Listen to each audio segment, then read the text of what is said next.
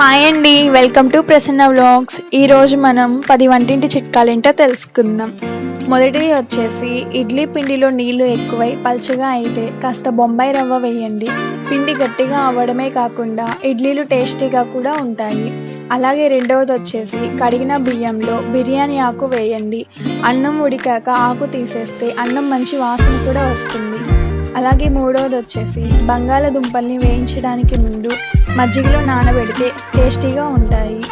నాలుగవది వచ్చేసి పిండిలో కాస్త మొక్కజొన్న పిండి కలిపితే దోశలు పల్చగా వస్తాయి, కరకరలాడతాయి. ఐదవది వచ్చేసి బియ్యాన్ని వేడి నీటితో 2 సార్లు కడిగితే గంజి శాతం తగ్గుతుంది, అన్నం పొడి పొడిగా వస్తుంది.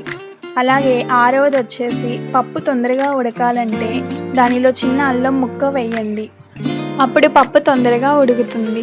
అలాగే ఏడవది పాలు కాచేటప్పుడు గిన్నె అంచులకు నూనె రాస్తే పొంగకుండా ఉంటాయి.